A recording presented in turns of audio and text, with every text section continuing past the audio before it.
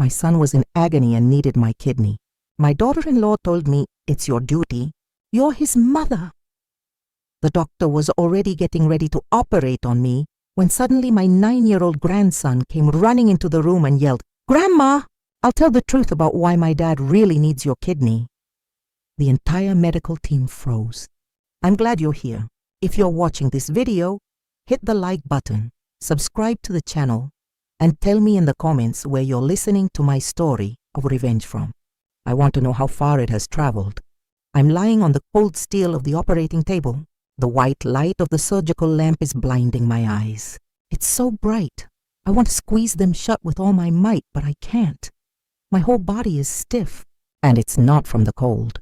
It's from a suffocating feeling, as if fate itself is squeezing my neck. The steady beep-beep of the heart monitor is a constant rhythm, but each beat is like a hammer striking my head. I can hear every sound in the room with crystal clarity. The metallic clinking of instruments as the nurse arranges them, the rustle of paper as Dr. Evans reviews my file, and even the faint whispers from the other side of the glass, where my daughter-in-law Rebecca is with her parents. I try to lift my gaze toward the opaque glass. There's Rebecca, her arms crossed over her chest with a gaze as sharp as a razor blade. She's whispering something to her parents, but her eyes never leave me. It's as if she's giving me an order. Sign it now. Do it. Don't hesitate. I've already signed the consent form to donate my kidney to my son Adam. That paper must be somewhere on the doctor's desk now, my shaky signature, an unchangeable commitment. The nurse holds the syringe, and the anesthesia gleams under the light. I close my eyes. I try to take a deep breath, but my chest feels as heavy as lead. I think of Adam, my oldest son, whom I raised and sacrificed my whole life to protect. He's in the room next door, weak, waiting for my kidney to survive. I tell myself, this is the right thing to do. As a mother, I have to do it. But why do I feel this emptiness in my soul, this nameless anxiety? Suddenly a thunderous noise startles me. The operating room door bursts open, and a gust of cold air rushes in, making the instrument tray on the table shake and clink. The entire room seems to hold its breath. I open my eyes, trying to lift my head, even though the straps are holding me tight. My 9-year-old grandson, Mario, rushes in like a small whirlwind. His sneakers are covered in mud. His school uniform is wrinkled, and his little chest is heaving as he gasps for air. Behind him, a terrified nurse is chasing him, shouting, "Child, you can't come in here!" My God, stop! But Mario doesn't stop. He runs straight towards me, his big round eyes filled with fear, but also with determination. "Grandma," he says in a trembling voice, so clear it squeezes my heart, "I have to tell everyone why my dad really needs your kidney." The whole room falls silent. The beep-beep of the heart monitor now sounds louder, as if it wants to tear the space apart. A doctor nearby drops a pair of surgical forceps. The sound of metal hitting the marble floor is deafening, a sharp break in the tension. I look at Mario, my little grandson, whom I still carry in my arms and read stories to every night. There he is, gripping an old cell phone, his face pale but his eyes bright. What does he know? Why is he saying this? My heart is racing as if it wants to jump out of my chest. I want to scream to ask him right there, but my throat is so dry I can't utter a word. Dr. Evans, the head surgeon, frowns. He raises a hand, signaling for the entire team to stop. His voice is deep but sharp.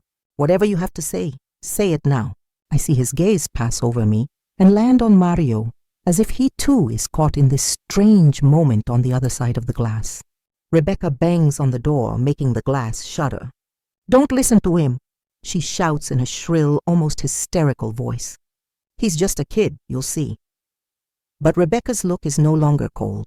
It's trembling with panic, as if a secret is about to be revealed. Mario doesn't look at his mom. He only looks at me, gripping the cell phone in his small hand so tightly his knuckles turn white. He takes a deep breath, as if gathering all the courage in his life. I want to sit up, to hug him, to tell him not to be afraid. But I can't move. I can only look, and in my little grandson's eyes I see a pain, a truth he's trying to bring to light. In that instant, as the whole room holds its breath, memories of the past flood my mind like an avalanche. Of those days when I thought my family was a closed circle full of love and trust. I remember my old house in Chicago, where every corner smelled of disinfectant, a scent I'd become so used to, I didn't even notice it. I'm 67 years old, but sometimes I feel much older, as if time stole my vitality a long time ago. My husband Joe has been bedridden for more than 10 years. He sits in his old wheelchair, its wheels squeaking every time I push him into the backyard for some air. He hardly ever talks. Only every now and then does he let out a sigh, his gaze lost in nothingness. Once I took his hand and asked him, "Joe, are you tired of this life?" He just blinked without responding. I don't know if he understood me or if I was just talking to myself. That house was my whole world, the place where I raised my 2 sons, Adam and Brandon. I did everything to get them ahead. I woke up at dawn to go to the market to sell produce. In the afternoons, I'd sit and sew clothes for the neighbors, and sometimes I'd stay up until midnight to mend torn shirts and deliver them on time. My hands became rough and calloused, my nails always with dirt from digging around in the market, but I never complained. I just wanted Adam and Brandon to have a better life, not to suffer like I did. Adam, my oldest son, was my pride. He was strong, tall, he worked in construction and always came home with a loud laugh. But in recent years, he started to get weak. At first, it was just tiredness. Then, little by little, I saw him pale with sunken eyes, and once I felt a horrible terror when he told me he was urinating blood. I hugged him and asked, "Adam, what's wrong, son?" "Tell me." He just shook his head and smiled weakly. "Don't worry, Mom. It's probably just from all the hard work." Rebecca, my daughter-in-law, came into our lives like a strange wind. She was beautiful. She spoke sweetly, and at first, I truly believed she was a blessing for Adam. She took care of him diligently. She brought medicine home, watched his meals, and reminded him to take his pills at the exact time. All the neighbors praised me. "You're so lucky, Mrs. Jones, to have such a good daughter-in-law." And I believed it too. Every time I saw Rebecca give a bowl of soup to Adam, I'd tell myself I was just worrying too much. But sometimes I'd catch her cold, calculating gaze, as if she were hiding something. Once I saw her in the backyard, whispering on the phone late at night in a low but hurried voice, "Don't worry, everything is going according to the plan." I asked her, "Rebecca, who are you calling so late?" She was startled and laughed nervously. "Just a friend, Mom. Go back to sleep." Brandon, my younger son, was different. He's 26 years old. He lives a few blocks from my house and works as a plumber and electrician. Brandon doesn't talk much, but every time he came to visit, he'd always bring something to eat. Sometimes some oranges, other times some bread that was still warm. He'd sit next to me fixing the ceiling fan that squeaked or changing a light bulb in the kitchen. Once he looked at me and said in his deep voice, "Mom, don't work yourself to death like this. I don't want to see you exhausted." I just smiled and waved my hand. "I can still handle it, Brandon. You worry about your brother. He needs you more." But Brandon just shook his head, his gaze full of concern. Mario, my little grandson, was my only joy in those heavy days. He's 9 years old and often came to my house with his little backpack on his back. Mario liked to sit in the backyard and play with some plastic cars I bought him at a flea market. He'd tell me stories, innocent tales that sometimes left me frozen. Once he looked at me with his round eyes and said, "Grandma, my mom talks on the phone at night. I heard her say something about some medicine, but I didn't understand." I smiled and ruffled his hair. "I'm sure she was just asking the doctor something for your dad. Don't think so much about it, my boy." But inside, a seed of unease was beginning to sprout. And then one afternoon, everything changed. I was in the kitchen preparing dinner. The smell of toasted rice was floating in the air when Rebecca came in. She didn't say hello. She didn't smile. She just stood there with her arms crossed. Her voice was sharp like a knife slicing the air. "Mom, the doctor says only your kidney is compatible. It's your responsibility. You have to save him." I froze. The spoon in my hand dropped into the pan with a dull clang. I looked at her, trying to find a bit of warmth in her eyes, but I only saw a cold determination, almost a demand. "Rebecca, I know I'll do everything for Adam," I whispered, but my throat felt dry. She nodded as if she had achieved her goal and turned around. Not even 10 minutes passed when Rebecca's parents showed up. They walked into my house as if it were their own. They sat down at the dining room table and said in unison, "That's right. A mother's duty is something you can't run from. This whole family now depends on you." I stood there still with the spoon in my hand, feeling cornered. Adam, who at that moment was propped up in a chair so skinny I almost didn't recognize him, took my hand. His hand was freezing. "Mom," he whispered, "I trust you'll save me." I looked into his eyes, those eyes that, as a child, shone with so much life, and now only reflected exhaustion and pleading. I nodded without being able to say anything, suddenly feeling like the small room had become suffocating. The smell of medicinal herbs from Joe's pot in the corner made me feel like I couldn't breathe. That night, I took Joe his bowl of soup, just like every day. The squeaking of his wheelchair on the concrete floor was a constant reminder that I was carrying this whole family on my shoulders. I put the bowl in front of him. I looked at him, but he just sighed without saying anything. I wanted to tell him to ask him if I was doing the right thing, but he was just there as motionless as a shadow. I went out to the backyard where Mario was playing with his car. He looked up with his bright eyes, but they were full of doubt.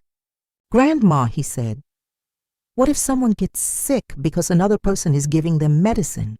I stopped dead in my tracks. My heart skipped a beat. "Why do you ask that, my boy?" I said, trying to stay calm. But Mario just lowered his head and kept pushing his car without answering. What I didn't know was that at that moment I was on the edge of an abyss, and only a few more steps would make me fall. The days that followed that afternoon, when Rebecca came to my house and left me no choice, my life felt crushed by an invisible pressure, heavier than the suffocating summer heat of Chicago. I kept getting up early, going to the market to sell my vegetables and oranges, sitting under the dim light to sew clothes. But my soul was no longer at peace. Every step I took, every stitch I made, carried with it a question. Am I doing the right thing? Do I really have to sacrifice myself like this?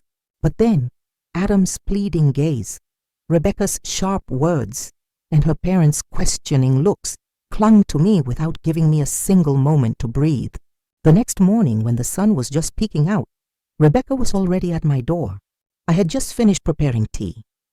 The scent of spearmint was just beginning to fill the house when she walked in without knocking, without saying hello. "Mom," she said in a voice as firm as a nail, "the doctor says there isn't much time left. If you keep hesitating, he could be in danger." She put a stack of medical papers on the dining room table, white pages filled with numbers and signatures I didn't quite understand. She pointed to each line as if she were teaching a child. "It says clearly here that you are the only compatible one. No one else can save him." I stood there holding the teapot. The hot water was burning my fingers, but I didn't feel the pain. I only heard the sound of the broom scraping the concrete as I started to sweep the house, a way to escape Rebecca's gaze. "I heard you," I said in a barely audible voice. "I'll do everything for Adam." But inside, a heavy rock was weighing me down, making me want to scream, to run away. I kept sweeping. The sound of the broom was like a sad rhythm, trying to drown out Rebecca's words. But she didn't stop. She just stood there watching me as if she expected me to agree once more, to confirm I wouldn't dare refuse. When she left, I sat in a chair and covered my face with my hands. I thought of Adam, of the days when he was little and would run after me at the market, clinging to my skirt and laughing out loud. "Mom, when I grow up, I'm going to build you a beautiful house." Now he lay there, skinny, pale, a shadow of what he once was. I wondered if I could let him go without doing anything. But every time I thought about donating my kidney, I was filled with fear. A fear not of the surgery, but of the feeling that I was being pushed towards something bigger, darker, that I couldn't see clearly. That night, Rebecca's parents came over. They brought a basket of fruit, some mangoes, and some oranges. But they just left it on the table as a mere formality and sat in the two main chairs in the living room as if they owned the house. Her father, Mr. Collins, coughed a couple of times and said in a raspy voice, "In my day, parents would sacrifice everything for their children. My grandmother sold all her land to save her son. Now it's your turn. You have to do the same." Rebecca's mother, Mrs. Peterson, nodded with a gaze as sharp as a knife. "If you refuse, this family's honor will be in the dirt. What will the neighbors say? They'll say you don't love your son. that you don't deserve to be a mother. I was sitting there clutching the edge of the table, feeling cornered in a dark corner. I wanted to say something to ask them why all the burden was on me, but I couldn't open my mouth. I just lowered my head and nodded slightly like an automaton. Dinner that night was as heavy as a funeral. Rebecca, with a fake charm, put a piece of chicken on my plate, but her voice was cold. "Mom, save your strength for the surgery." I looked at the chicken on my plate, but I couldn't swallow. Adam was sitting in front of me, his face gaunt and his eyes sunken. He tried to smile weakly. "Mom, I know you'll save me. Just like all the times you saved me when I was a kid." His words were like a stab to my heart. I remembered the days when he had a high fever and I'd stay up all night wiping him down with wet cloths. Or the times he fell off his bike and I'd run to bandage his wounds. I was always there. I was always the mother willing to do anything. But this time, why did I feel so afraid? Brandon was sitting in a corner of the table, silent as a shadow. He didn't eat. He just stirred the spoon in his bowl of soup, never taking his eyes off Rebecca. I saw his look filled with suspicion, as if he was trying to see through my daughter-in-law's mask. I wanted to ask him, but I didn't dare. The air in the room was thick. The only sound was the clinking of spoons against plates like hammers on my conscience. After dinner, Rebecca got up and personally took Adam's plate to the kitchen to wash it, not letting anyone else touch it. She did it quickly, but I noticed her checking the plate very carefully, as if she was afraid someone would see something inside. That night, I couldn't sleep. Lying in my old bed, I listened to the tick-tock of the clock on the wall. Every second a reminder that Adam's time was running out. I got up and walked down the hall to get a glass of water. Then I heard whispers from Adam in Rebecca's room. I stopped, standing in the dark, holding my breath. Rebecca's voice was low but clear. "Yes, after the transplant, we'll have all the Daitsa. Don't worry, she won't dare refuse." I stood there, my heart pounding. My hands were trembling so much I had to lean on the wall so I wouldn't fall. Data, what were they talking about?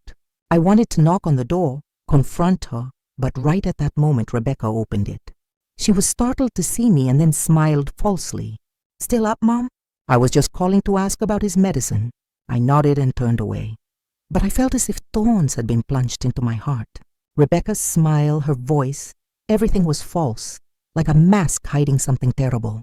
In the days that followed the tense conversation with Rebecca and her parents, I felt like I was living in a foggy dream where everything familiar was becoming strange and terrifying. I continued with my daily tasks, going to the market to sell, sewing clothes, feeding my husband Joe. But every action was mechanical, soulless. My heart was heavy, as if a black cloud hung over my head, and Rebecca's words, Adam's pleading gaze, they spun in my mind without giving me a second of peace. But then one afternoon, when Mario, my 9-year-old grandson, came over, the first crack appeared in the wall of trust I was trying to keep standing. Mario came in with his sneakers stained with mud and his little hands still sticky from art class paint. He left his old backpack in a corner, sat on the floor, and took out the plastic car I had bought him at the flea market last year. I looked at him trying to smile, but my mind was in a jumble. Mario had always been a little light in my dark days, with his innocent stories and his crystalline laugh. But that day, he didn't smile. He pushed the car back and forth on the floor with a lost look, and suddenly he lifted his head and stared at me. "Grandma," he said in a low but clear voice, "what if my dad isn't sick because of life, but because someone is giving him medicine on purpose?" I was startled as if I had been slapped. The spoon in my hand almost fell, but I managed to hold on to it, trembling. "Why do you say that, Mario?" I asked, trying to keep my voice calm, but my heart was pounding. I looked into his eyes, so clear but full of a worry that seemed too big for his age. Mario didn't answer right away. He lowered his head and kept playing with his car, but I saw him clench his hand as if he were holding something back. I wanted to hug him to ask him more, but I only managed a nervous laugh. "You're thinking too much, my boy. Your dad is sick and the doctors are curing him." But my smile was forced and Mario didn't return it. He just looked at me. He got up silently, took his backpack and ran back to his house. Mario's question was like a stone thrown into a calm lake in my heart, creating ripples of doubt. I stayed there in my small kitchen, looking at the vegetables on the table, but unable to concentrate. I thought of Adam, of the bottles of pills Rebecca always brought, of how she controlled everything related to my son. I told myself I was probably imagining things. Rebecca was Adam's wife. She loved him. She wouldn't hurt him. But deep in my heart, I knew something wasn't right. That afternoon, Brandon came with his toolbox, saying he was going to fix the kitchen light that had been flickering the night before. I watched him climb the ladder, twist and tighten things, and the light from the new bulb lit up the whole kitchen. But then, as he came down with the old light bulb in his hand, Brandon looked at me with an unusual seriousness. "Mom," he said in a low voice, almost a whisper, "my sister-in-law is acting very strange. I saw some unlabeled pill bottles in my brother's medicine cabinet, and she hides them very well." I was startled, and the plate I was washing in the sink fell, splashing water on my blouse. "What are you saying?" I asked, my voice choked. Brandon got off the ladder and stood in front of me, his eyes filled with concern.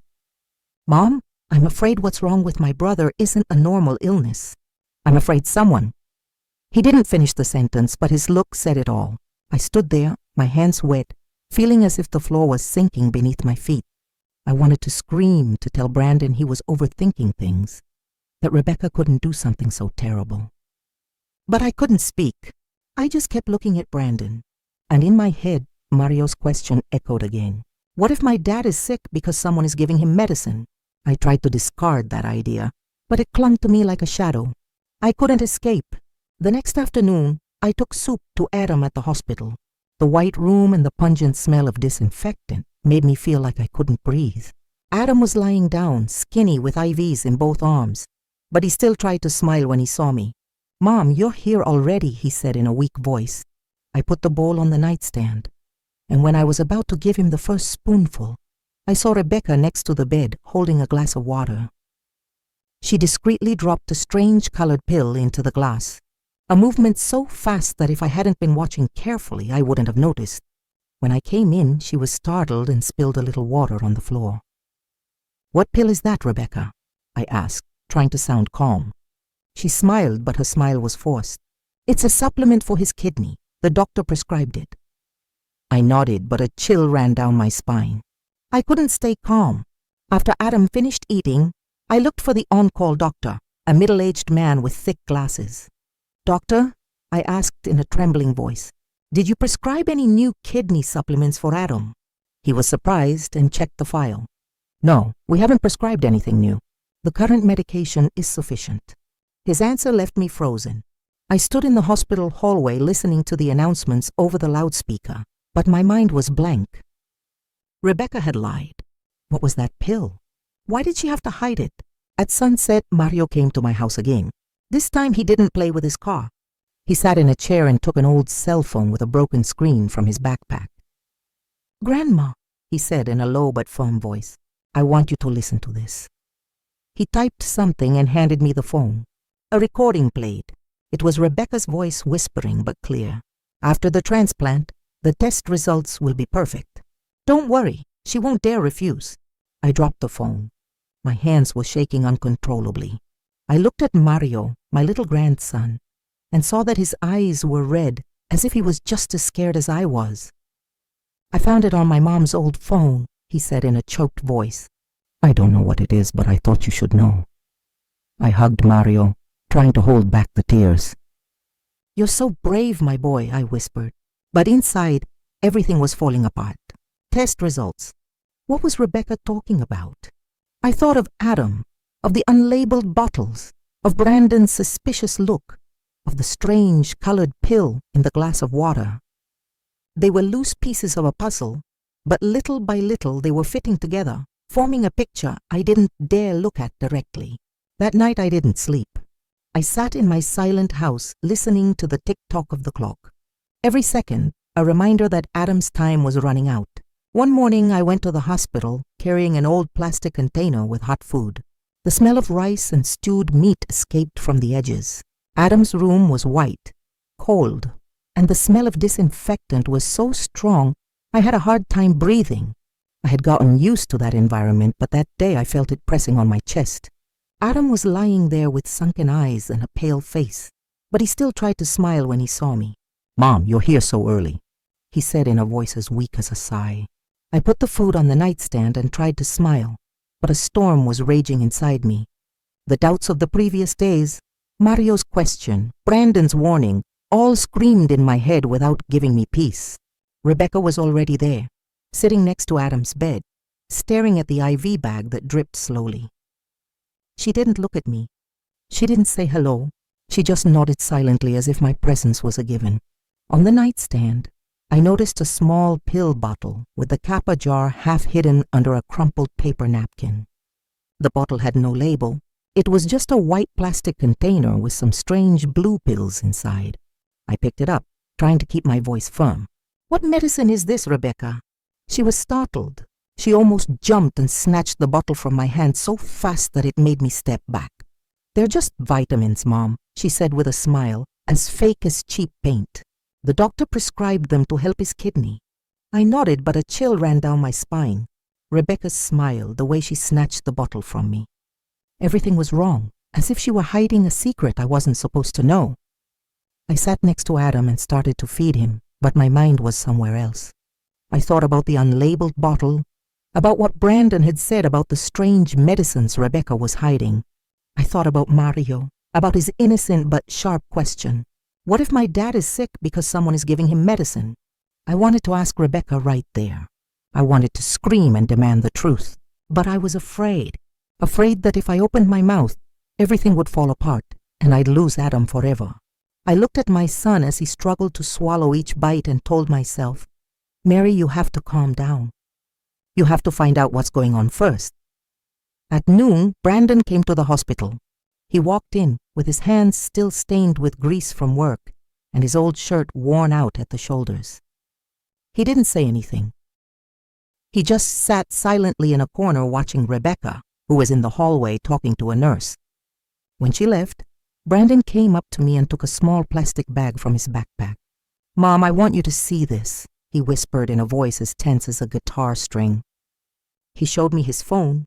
On the screen were some blurry photos, but clear enough to stop my heart. It was Rebecca in the hospital parking lot, discreetly taking a small bag from the trunk of her car and handing it to an unknown man. The man was wearing a black jacket and a cap that covered most of his face, but I could clearly see the bag of medicine in Rebecca's hand. "I took these photos yesterday," Brandon said in a trembling voice. "I followed her because I thought her behavior was very strange. Mom, I'm afraid she's doing something to my brother, Adam." I was speechless, gripping the phone so tightly my knuckles turned white. The cold floor of the hospital seemed to absorb all the warmth from my body. "Brandon," I whispered, "are you sure? Did you hear what they were saying?" Brandon shook his head, his eyes red. I couldn't hear well, but I saw her give the bag to the man, and he handed her an envelope.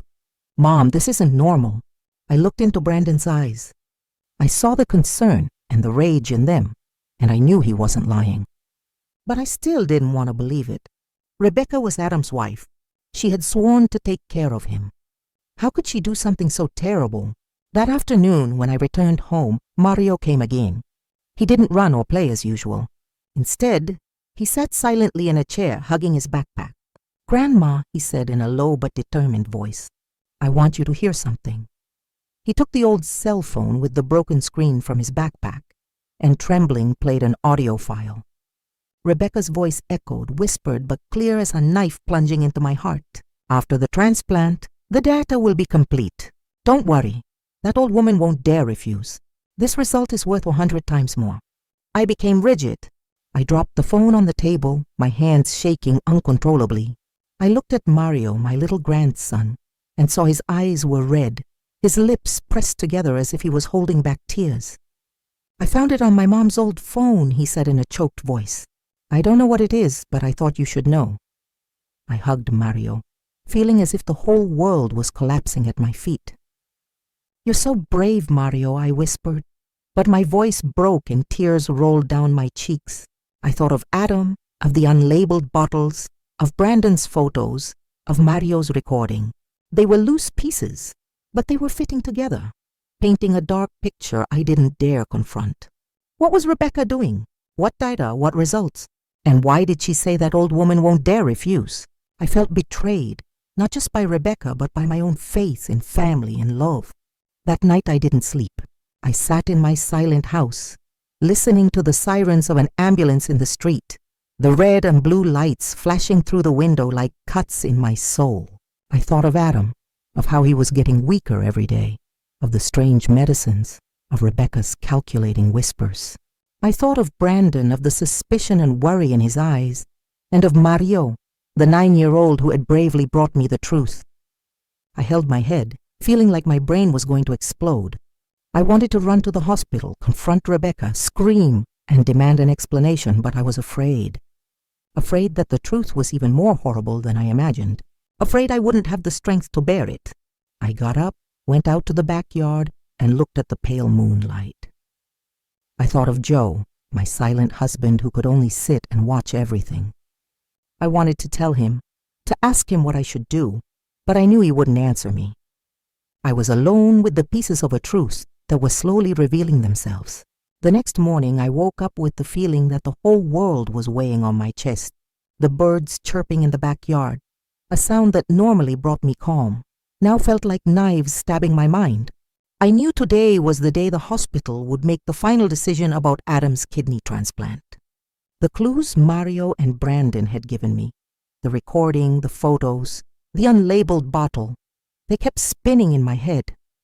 But I didn't dare face them. I was afraid that if I dug deeper, I would find a truth I couldn't bear. I just wanted to save Adam, to see my son healthy again, even if the price was a part of my body. But deep down, I knew things weren't that simple. The hospital scheduled me for noon. I entered a small meeting room where Dr. Evans was already waiting for me. He spread the lab results on the table, white sheets filled with numbers and graphs I didn't understand. "Mrs. Jones," he said in a grave but firm voice, "we have reviewed everything thoroughly. You are the most compatible person to donate your kidney to Adam. If we don't proceed soon, his life will be in danger." I sat there clutching the edge of my blouse, my head buzzing as if I had a swarm of bees inside. "I understand," I whispered, but my voice was so low I doubted if he had heard me. Dr. Evans looked at me and his expression softened. "Do you need more time to think about it?" he asked.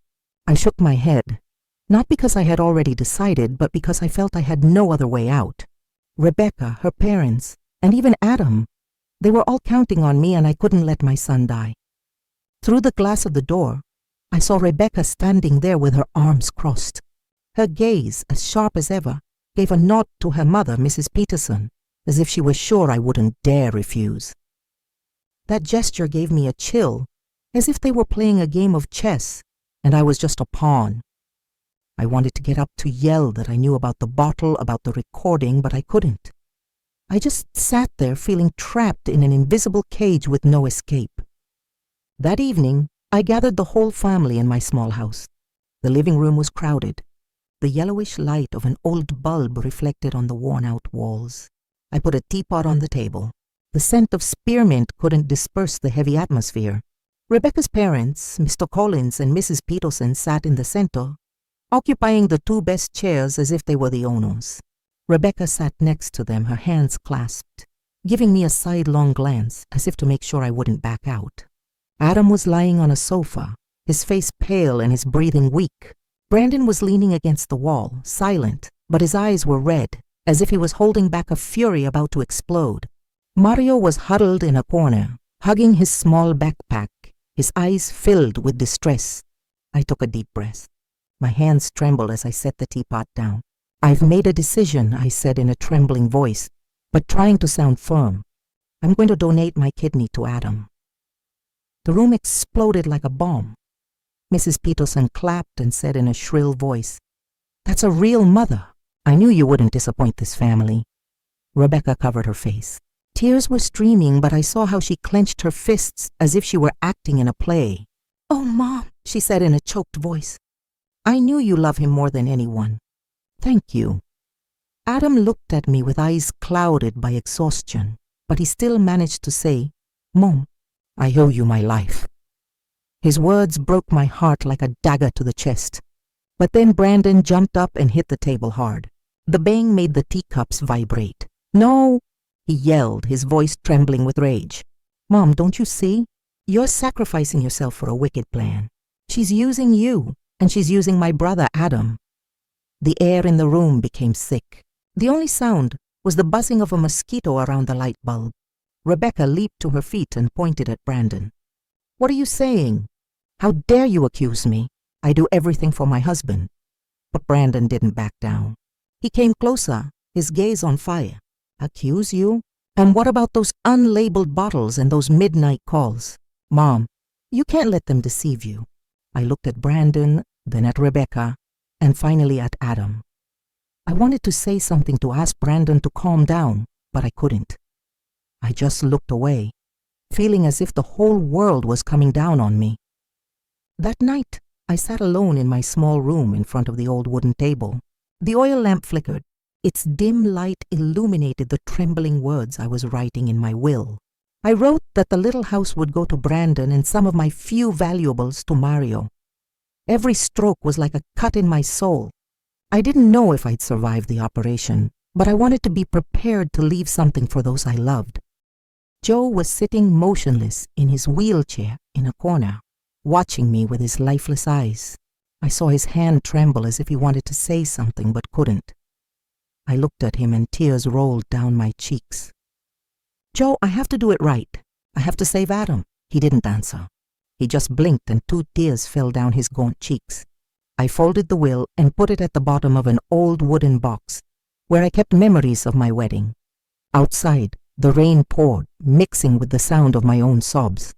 Early in the morning, when the sky was still dark and the fog clung to the little streets leading to the hospital, I was lying on a gurney in an ambulance. I was clutching a small fabric bag with a change of clothes and an embroidered handkerchief I'd had since my wedding day. The ambulance siren howled, but I no longer paid attention. The street lights filtered through the window, blurred like my broken dreams. I closed my eyes and tried to breathe, but my chest felt heavy. Today was the day I would donate my kidney to Adam, my son. I had already decided. I had written my will. I had prepared myself mentally, but my heart was still in knots, as if I were entering a nightmare I couldn't wake up from. When the ambulance stopped, a nurse pushed the gurney down an endless hospital hallway. The screeching of the wheels on the tiled floor was like a hammer hitting my head. Rebecca was walking right behind me. Her steps were light but firm, like those of a guard. "Don't worry, Mom," she said in a low but sharp voice. "After the surgery, everything will be fine." I looked at her out of the corner of my eye and saw a flash of triumph in her eyes, as if she had already secured her victory. Her smile gave me a chill, not from cold, but from the feeling that I was being led into a plan where I was just a pawn without a will. At the reception, Rebecca's parents, Mr. Collins and Mrs. Peterson, were already there. They were dressed up. Mr. Collins in an old but well-ironed suit, and Mrs. Peterson in a bright red dress, as if they were coming to a big event and not to a surgery. They took Rebecca by the arm and greeted the doctors with an exaggerated friendliness, as if they had known each other all their lives. I heard Mrs. Peterson laugh loudly as she said to a young doctor, "Thank you for all your support, doctor. We won't forget this favor." I stood there clutching my fabric bag, feeling like a stranger in my own story. Adam had already been taken to a waiting room. They allowed me to see him before I went into the operating room. The small room was cold, and his skinny arms were full of IVs. His face was pale, his eyes sunken. But when he saw me, he tried to smile weakly. "Mom, thank you," he whispered, his voice broken by exhaustion. I took his hand. It was freezing, and I felt like crying. "Adam, I'll do everything to make you get better," I told him. But my voice trembled as if I were trying to convince myself. I looked into my son's eyes. I saw an absolute trust in them and wondered, am I doing the right thing? Or am I risking my life for something I don't fully understand? Suddenly, Brandon came running in with his hands still stained with grease from work. He was gasping.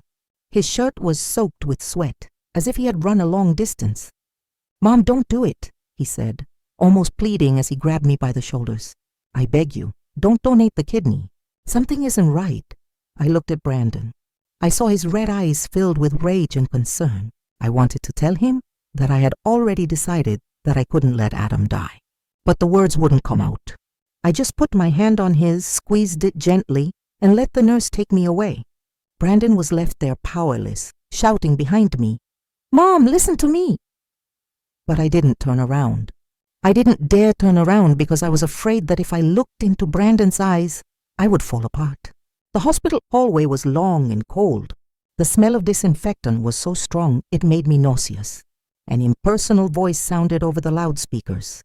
"Operating room numbers 3, prepare for kidney transplant." They took me to a changing room where a nurse put a cap and a mask on me. The cold blue gown they put on me was a reminder that I was about to lose a part of my body. I looked at myself in the mirror. I saw my gaunt face, my eyes surrounded by dark circles. I asked myself, "Mary, what are you doing? Are you sure this is the right thing to do?" But then the image of Adam in the hospital bed appeared in my mind, and I gritted my teeth and went on.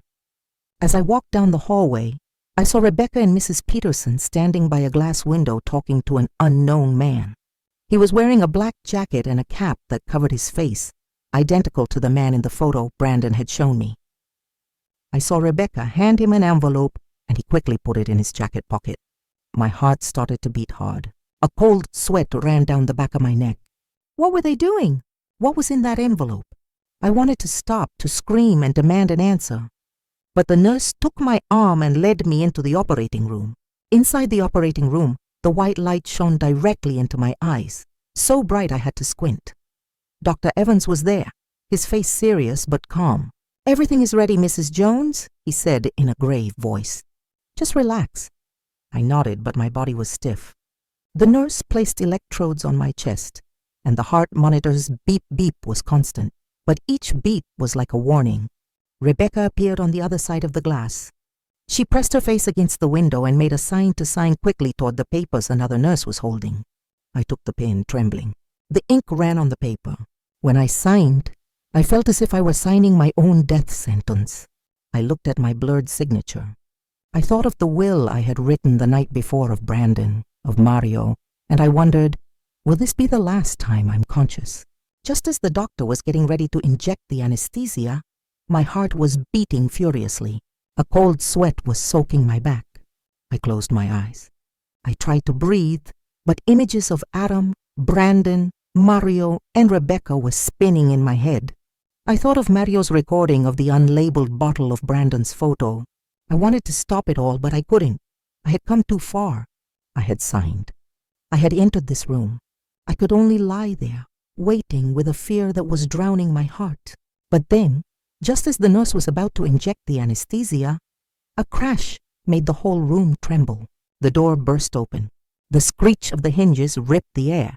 All the doctors and nurses were startled. Some turned around abruptly with panic in their eyes. Mario came in like a small whirlwind. His sneakers were still stained with mud. His school uniform was wrinkled and his little chest was heaving as he gasped. He was tightly holding his old cell phone with the broken screen, as if it were the most valuable thing in the world. A nurse ran after him, shouting desperately, "Child, you can't come in here!" My God, stop! But Mario didn't stop. He ran straight toward me, his big round eyes filled with fear, but burning with a determination I had never seen in a child.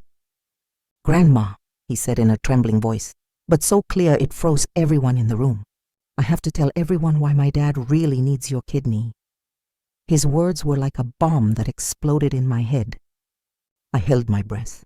My heart seemed to stop. The operating room fell into an absolute silence, broken only by the beep-beep of the heart monitor, which now sounded louder, as if it wanted to shatter the stillness. A nearby doctor dropped a pair of surgical forceps.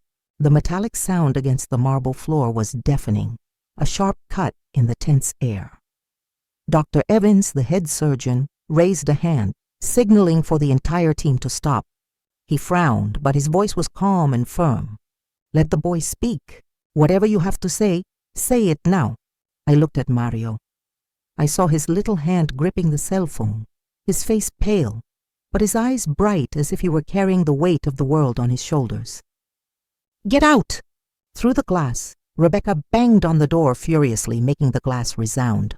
"Don't listen to him," she shouted in a shrill, almost hysterical voice. "He's just a kid, you'll see." But Rebecca's gaze was no longer icy cold. It was trembling with panic, as if the secret she had tried so hard to hide was about to come to light. Mario didn't look at his mom. He came up to me and with trembling hands he pressed play on the cell phone. A recording played. It was Rebecca's voice, whispered, but clear as a knife plunging into my heart. "After the transplant, the test results will be perfect. Don't worry, that old woman won't dare refuse." The entire room seemed to explode in silence. I felt my blood turn to ice, the air get stuck in my throat. Dr. Evans turned abruptly to look at me, his eyes wide with amazement. "Stop," he ordered in a voice as sharp as a scalpel. "Stop all preparations right now." A nurse quickly withdrew the syringe. The others stood motionless, not daring to move. Rebecca, on the other side of the glass, let out a scream and hit the door. "It's not true. She made it all up. This child is being manipulated." But her voice broke as if even she didn't believe her own words. I looked at Mario and saw him burst into tears. But he was still clinging to the cell phone, as if it were the last piece of evidence to save me. "I have a video too," he said, his voice choked. "It's when my mom and grandparents are talking about selling medicines." He played a video, and the image appeared on the small screen. Rebecca and Mrs. Peterson in the parking lot exchanging an envelope with the unknown man I had seen before. Mrs. Peterson's voice was heard. "After this operation, we'll have enough data to sell the medicine abroad. This money will change everything." I lay there, my vision blurred by tears, feeling a mix of horror and relief. Horror for the truth I had tried so hard to avoid, now exposed before everyone, and relief because I finally no longer had to lie to myself. Brandon burst in from the hallway, his face red with anger. "Enough!" he shouted, throwing himself against the glass door to face Rebecca. "You poisoned him! You thought we were all blind!" Before anyone could react, Brandon raised his hand and slapped Rebecca. The dry sound echoed down the hallway, making Mrs. Peterson scream. "How dare you hit my daughter?" But Brandon didn't stop. He pointed at Rebecca, his voice trembling with rage. "What medicines have you been giving him? What did you do to my brother Adam?" Rebecca put a hand to her cheek. Tears were streaming down her face, but in her eyes I saw no regret, only the panic of someone who has been discovered. "You're crazy," she yelled, turning to Dr. Evans. "Don't listen to them, they're slandering me." But Dr. Evans didn't answer. He turned pale and addressed a nurse. "This is no longer a surgery. It's a crime scene. Call the police now." A nurse ran out while the others stood there looking at each other in confusion. I lay there feeling the world crumble. Tears were rolling down my cheeks, but I didn't wipe them away. I looked at Mario, my little grandson, who had bravely burst into the operating room to save me. I looked at Brandon, my younger son, who had tried to protect me at all costs. And I thought of Adam, my son, who lay in the room next door, not knowing that the wife he trusted had betrayed him. I stayed there, letting the tears flow, letting the truth seep into every fiber of my being. In that moment I understood that everything had changed. The truth had burst out like a door being knocked down, and nothing could hide it now. The EM operating room, which had been cold and silent before, had become a chaotic battlefield. The confused nurses looked at each other, not knowing what to do. Dr. Evans frowned. His sharp gaze scanned each person, as if he were trying to maintain order in the middle of the storm. I lay there, my vision blurred by tears, but unable to take my eyes off the scene. The truth Mario had just revealed was like a fire, burning away all the trust I had left. Rebecca, after Brandon's slap, clutched her cheek and yelled in a shrill voice, "How dare you hit me? I do everything for my husband." Tears were running down her face, but I could clearly see the panic in her eyes. It wasn't the pain of a wife unjustly accused, but the fear of someone who has been discovered. She turned to her parents, grabbing Mrs. Peterson's blouse. Her voice choked. I didn't do anything wrong. I just wanted to save Adam. Dad, Mom, say something. But Mr. Collins and Mrs. Peterson just stood there, their faces pale, unable to say a word. Mrs. Peterson, usually so cunning and bossy, was now just clenching her hands, biting her lips to hold back a tremor. Suddenly, Mrs. Peterson hit the floor with her cane. The dry sound of the wood against the tile echoed, and she pointed directly at me. You dared to manipulate your grandson into making up lies about me, you evil old woman. Her words were like a stab to my heart.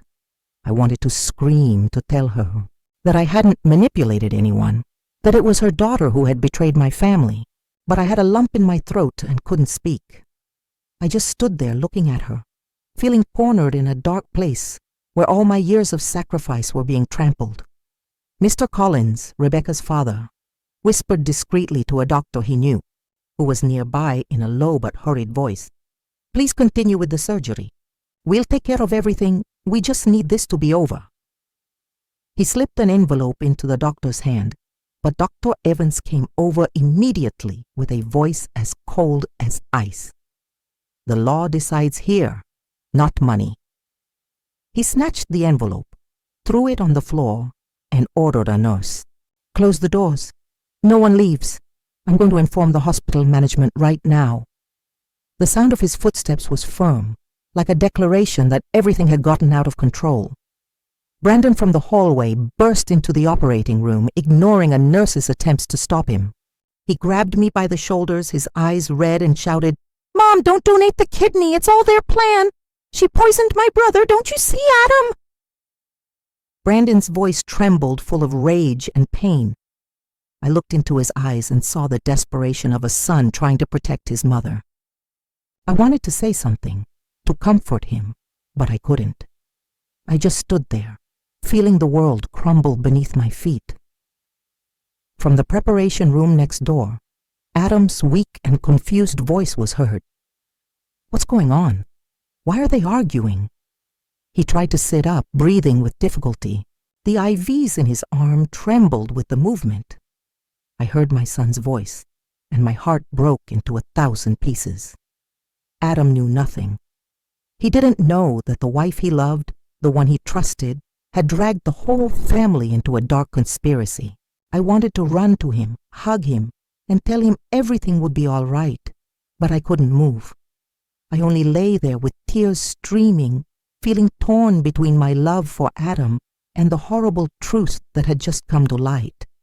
Mario, standing beside me, broke into a fit of sobbing, but he still lifted the cell phone and said in a choked voice, I have another video.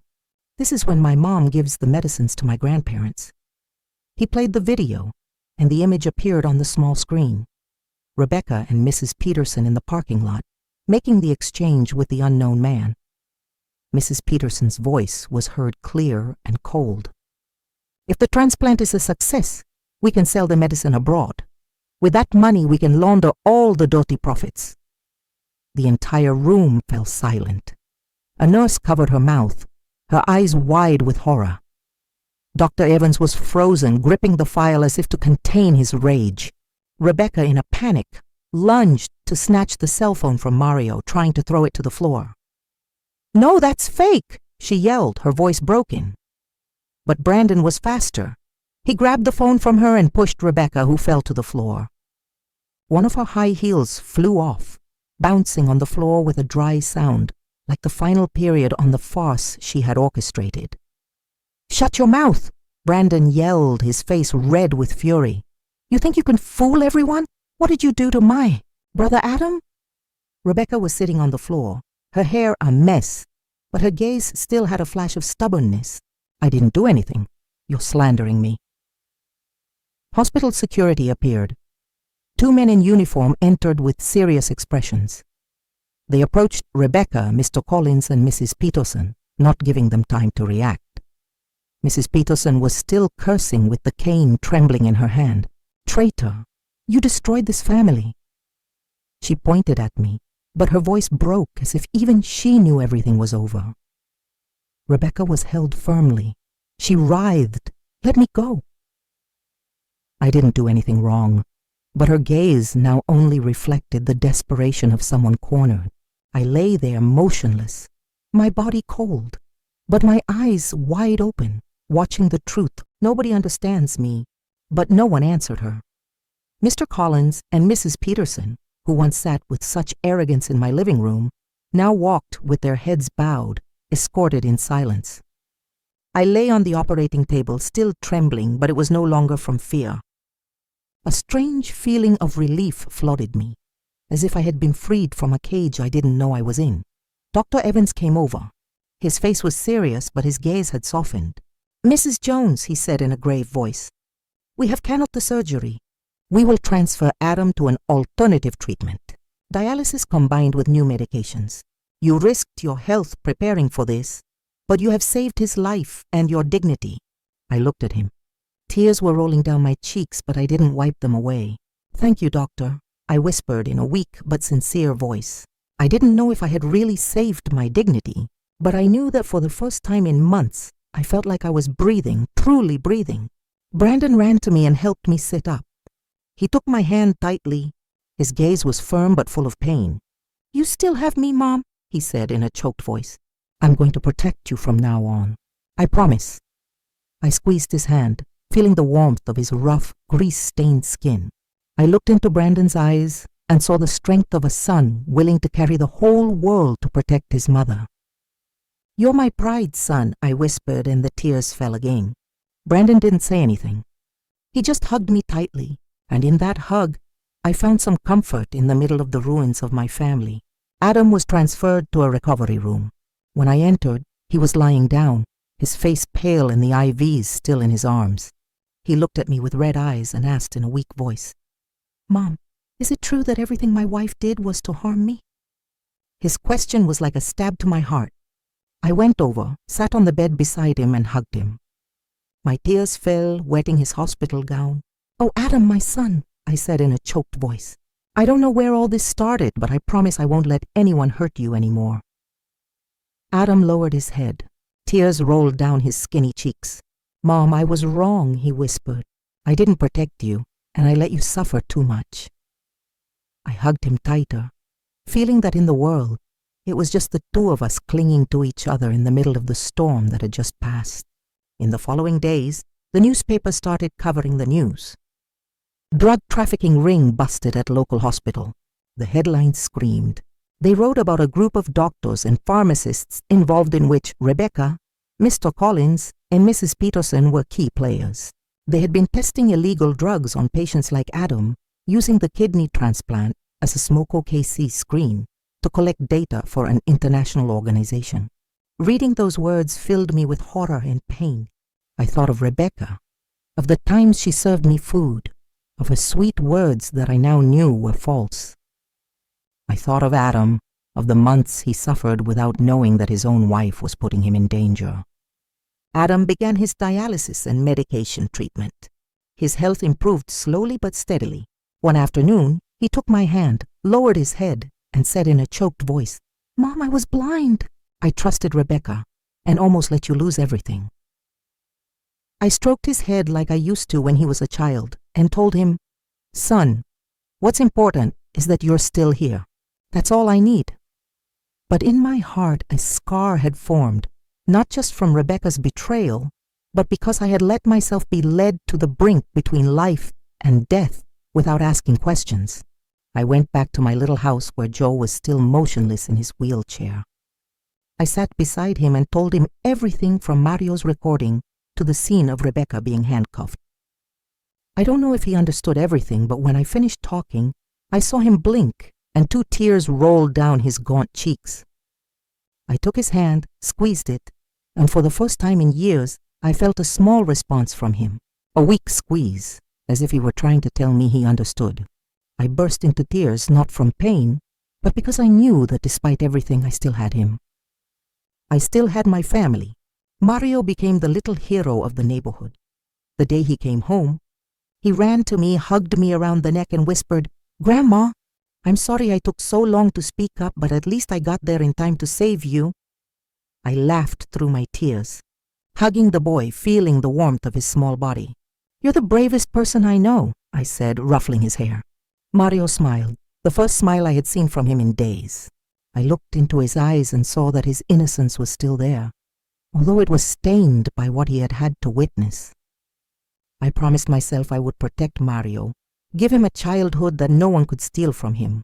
The last night, I sat in my small room under the flickering light of the oil lamp. I opened my old diary and wrote the last lines. Blood doesn't always make you family. Sometimes it's the truth that shows you who really deserves to be called that. I lost a lot, but I found myself.